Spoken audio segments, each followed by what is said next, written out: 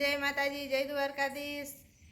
તો કેમ છો બધા મજામાં? આજ આપણે સવારનો બ્લોગ ચાલુ કરી દીધો અને આજ આપણે જવાનું છે ગુવાણાની ગોલાએ સમૂહ લગ્નમાં। તો આપણે થઈ ગયા છે રેડી।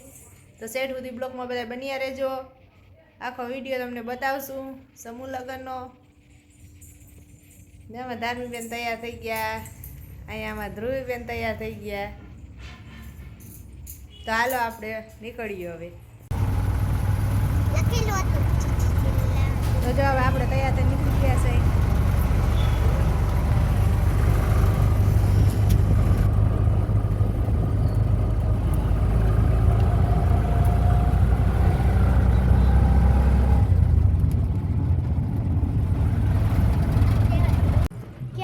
તો આપણે જો પહોંચી ગયા છે સમૂહ લગ્નમાં। સેટ સુધી બધા બ્લોકમાં બન્યા રહેજો।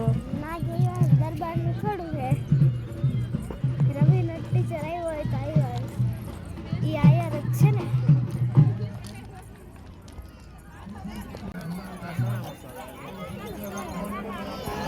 તો જો હવે આપણે દીકરીને આ ગીતાજી આપવાના હતા તો મહિલા આપવા। કોઈ પણ ને દીકરી બનાવી હોય તો અહીંયા આપણે આયર સમાજનું છે બધું સમૂહ લગ્નનું વ્યવસ્થા કરવાની, નામ લખાવવા હોય લખાવી શકે છે, નામ લખવાનું સાહેબ છે, ગમે તે લખાવવું હોય તો લખાવી શકે છે બધાય। અને એની તારીખ 12 પડશે નવરાત્રિ પછી। જોઈ શકો છો બધાય, જો ફૂલ બ્લોક આવી ગયો છે આપણે આયર સમાજનો। તો એવા મસ્ત રીતે સમૂહ લગ્ન થાય છે। સણોસરી નિવાસી નગાભાઈ ભીમસિંહભાઈ ડાંગર દ્વારા 11,000 રૂપિયાનો આર્થિક સહયોગ છે મળેલો છે। મોટા માંડા ગામથી નથુભાઈ ભાયાભાઈ ગાગિયા ના તરફથી 5,100 એટલે કે 5100 રૂપિયાનો આર્થિક સહયોગ છે એ અત્રે મળેલો છે। વિરમદળથી નારાયણભાઈ વેજાણનભાઈ ગાગિયા તરફથી 5100 રૂપિયાનો આર્થિક સહયોગ છે। નિવાસી કાનાભાઈ બોગાભાઈ ખોરભાયા જેમના તરફથી 5100 રૂપિયાનો આર્થિક સહયોગ છે એ અત્રે અહીંયા આ સમૂહ લગ્ન સમિતિને મળેલો છે। વિંજલપર નિવાસી પીઠાભાઈ લુણાભાઈ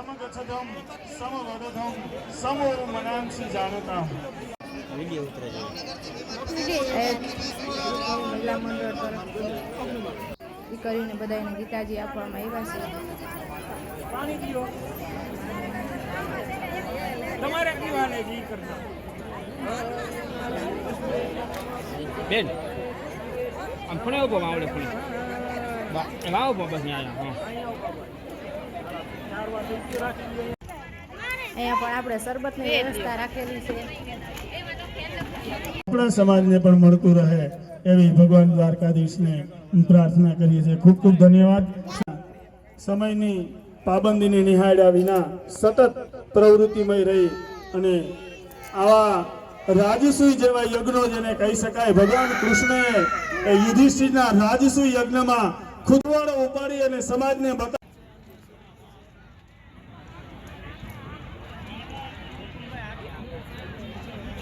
આજે ખૂબ સરસ દિવસ છે,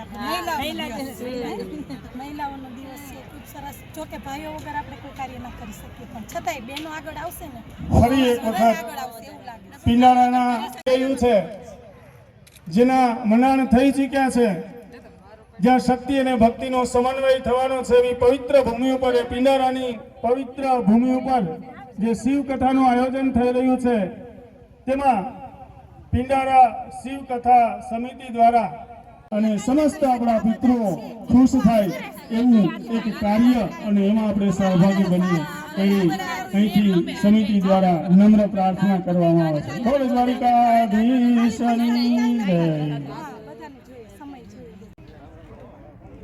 કેમને કહેવામાં આવે છે?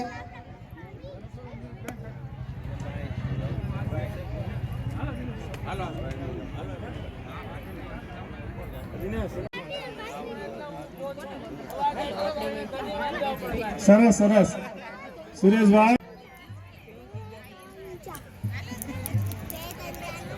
આ બધા આપણા મહિલા મંડળ ગ્રુપ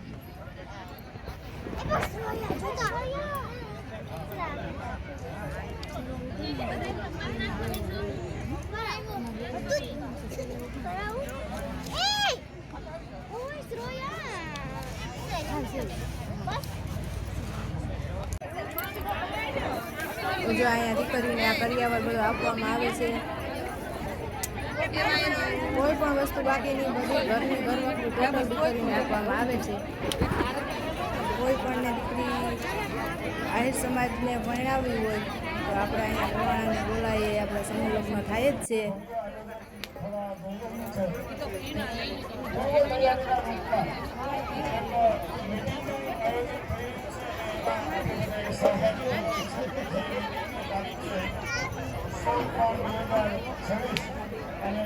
ગમે ત્યારે એમનું નામ નોંધાવી શકે છે અને એની જે તારીખ છે એ નવરાત્રી બાદ આપણે જાહેર કરશું મુહૂર્ત પ્રમાણે.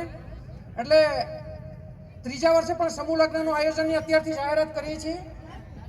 સમૂહ લગ્ન માટે જે કોઈ પણ દીકરીઓને આપણે સમૂહમાં લગ્ન કરવાના હોય તે અત્યારે ગમે ત્યારે પણ નામ નોંધાવી શકે છે અને એમની તારીખ છે નવરાત્રી બાદ જાહેર કરશું. તો જો અહીંયા જમવાનું પણ શરૂ થઈ ગયું છે. જમવાનું બહુ સરસ હોય છે, કેમ કે આ બધા આ લોકોને ધન્યવાદ આપવો પડે. એટલા માણસનું જમવાનું ને આ બધી વ્યવસ્થા કરવી એ અઘરી છે ભાઈ. અને જમવાનું બહુ મસ્તીનું સરસ બનાવે, જોઈ શકો છો તમે. જો હવે આપણે સમૂહ લગ્નમાંથી આવી ગયા અને આવીને સીધા મુરીલા આવી ગયા છે. અને ઈચકવા માંડ્યા હો. હા, હિંડોળો છે, ઈચકો નથી. આપણે તો આપણે આજે બ્લોગ પૂરો કરી દેવાનો છે. આપણો વિડીયો ગમ્યો હોય તો લાઈક કરજો, શેર કરજો અને સબસ્ક્રાઈબ કરી દેજો.